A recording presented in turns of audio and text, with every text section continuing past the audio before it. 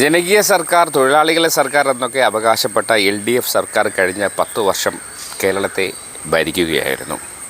ഈ 10 വർഷവും സെക്രട്ടേറിയറ്റിൻ്റെ പ്രധാന കവാടം വളരെ കരുതലോടുകൂടി അത് അതായത് ക്ലോസ്ഡായിരുന്നു. കയറും ബാരിക്കേഡൊക്കെ വെച്ച് നിരത്തി അത് ആ വഴി സഞ്ചാര നിഷിദ്ധമാക്കി വെച്ചിരിക്കുകയായിരുന്നു.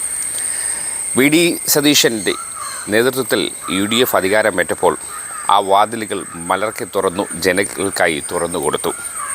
അതുവഴി വന്ന സിൽവർ ലൈനിനെതിരെ പ്രവർത്തിക്കുന്ന സംഘടനക്കാരാണ് അവർ. അതുവഴി വന്നപ്പോൾ അവരുടെ ആ ഒരു സന്തോഷവും ഒപ്പം പിണറായി സർക്കാർ കൊണ്ടുവന്ന സിൽവർ ലൈൻ പദ്ധതി അവസാനിപ്പിക്കണമെന്ന നിവേദനവുമായിട്ടാണ് മുഖ്യമന്ത്രിയെ കാണാൻ വന്നത്. VD സതീശൻ മുഖ്യമന്ത്രിയെ കാണാൻ വന്നത്. അവരുടെ വാക്കുകളിലേക്ക്. അതൊരു വലിയ മാറ്റമാണ്. സ്ഥിരമായി അടഞ്ഞു കിടന്നിരുന്ന ഒരു വാതിലാണ്. ആ വാതിൽ തുറന്ന് വാതിലിന്റെ ഉദ്ദേശം എന്താണ് എന്നുള്ളത് ഇപ്പോഴാണ് ബോധ്യപ്പെടുന്നത്. വാതിൽ അടച്ചിടാനുള്ളതല്ലല്ലോ, വാതിൽ തുറക്കാനും അടയ്ക്കാനും ഉള്ളതാണ്. അവിടെ അടച്ചിട്ടിരുന്ന വാതിൽ തുറന്നു എന്നുള്ളത് ഒരു വലിയ പ്രത്യേകതയാണ്. ഞങ്ങളെ കേരളയിൽ സിൽവർ ലൈൻ വിരുദ്ധ ജനകീയ സമിതിയുടെ പ്രതിനിധികളാണ്. പദ്ധതി പിൻവലിക്കുമെന്ന് UDF നേരത്തെ പ്രഖ്യാപിച്ചതാണ്. അപ്പൊ അതുമായി ബന്ധപ്പെട്ട് അടിയന്തര നടപടി ഉണ്ടാകണമെന്ന് ആവശ്യപ്പെട്ടുകൊണ്ട് ഞങ്ങള് മുഖ്യമന്ത്രിക്ക് നിവേദനം കൊടുക്കാൻ പോയതാണ്. സംസ്ഥാന president Baburaj sir, general convener Rajeevan sir അടക്കം എല്ലാ ജില്ലകളിൽ നിന്നുമുള്ള 11 ജില്ലകളിൽ നിന്നുമുള്ള പ്രതിനിധികൾ ഉൾപ്പെട്ട സംഘമാണ് മുഖ്യമന്ത്രിയെ കണ്ടത്. നാളത്തെ ക്യാബിനറ്റിൽ വെക്കാനായി നിർദ്ദേശം കൊടുത്തിട്ടുണ്ട്. നടപടികൾ നടത്താൻ വേണ്ടി പദ്ധതി ഉപേക്ഷിച്ചു എന്ന പ്രഖ്യാപനം വേണം. പദ്ധതിക്ക് വേണ്ടി സ്ഥലം ഏറ്റെടുക്കാൻ പുറപ്പെടുവിച്ച ഉത്തരവ് പിൻവലിക്കണം. കാരണം അതുമൂലം സ്ഥലം വിൽപ്പനയ്ക്കോ വായ്പയ്ക്കോ ഒന്നും ഉപകരിക്കാത്തപ്പെടണം സംഭരാവസ്ഥയിലായി നിൽക്കുന്ന അവസരമാണ്. അപ്പൊ അതിന് പരിഹാരം ഉണ്ടാവണം. 2 കേസുകൾ ഇതുമായി ബന്ധപ്പെട്ട് കല്ലിടാൻ വന്ന സമയത്ത് സ്വകാര്യ ഭൂമിയിൽ കടന്നു കയറി കല്ലിടുകയായിരുന്നു. ഒരു അനുമതിയുമില്ല.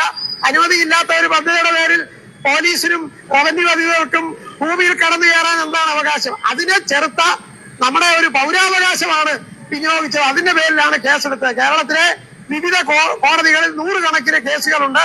പോലീസ് സ്റ്റേഷൻ കേസുണ്ട്. ആ കേസുകൾ പിൻവലിക്കാൻ ആവശ്യമായ നടപടി സ്വീകരിക്കണം. ഈ 3 കാര്യങ്ങളാണ് ഞങ്ങള് മുഖ്യമന്ത്രിയുടെ മുമ്പാകെ നൽകിയ നിവേദനത്തിൽ മുന്നോട്ട് വെച്ചത്.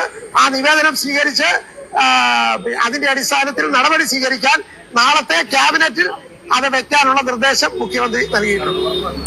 പൊതുജനങ്ങൾക്ക് മുന്നിൽ മലർക്കെ തുറന്നു കിടക്കട്ടെ പൊതുജന സേവനത്തിനുള്ള ഈ സെക്രട്ടേറിയറ്റ്. ജനങ്ങൾക്ക്, സാമാന്യ ജനങ്ങൾക്കും എല്ലാ പൗരന്മാർക്കും കൃത്യമായ സമയത്ത് എല്ലാവിധ കാര്യങ്ങളും ഭംഗിയായി നടത്തിയുവാൻ മുഖ്യമന്ത്രി VD സതീശൻ്റെ നേതൃത്വത്തിലുള്ള UDF ഗവൺമെൻറ്റിന് സാധിക്കട്ടെ എന്ന് ആശംസിക്കുന്നു, പ്രാർത്ഥിക്കുന്നു. എന്തായാലും ഇത് ഒരു വലിയ ഒരു അത്ഭുതം എന്ന് പറയുന്നതിനേക്കാൾ നല്ലത് ഒരു പ്രാക്ടിക്കലായ ഒരു ഇതായിരുന്നു. കാരണം ഒരു സർക്കാർ എങ്ങനെ ജനകീയമാകണം എന്നതിനൊരു ഉദാഹരണമാണ്. തുടക്കത്തിൽ VD സതീശൻ്റെ ആ ഒരു തുടക്കം കൊള്ളാം. ഇത് അവസാനം വരെ ഗംഭീരമായി പോട്ടെ.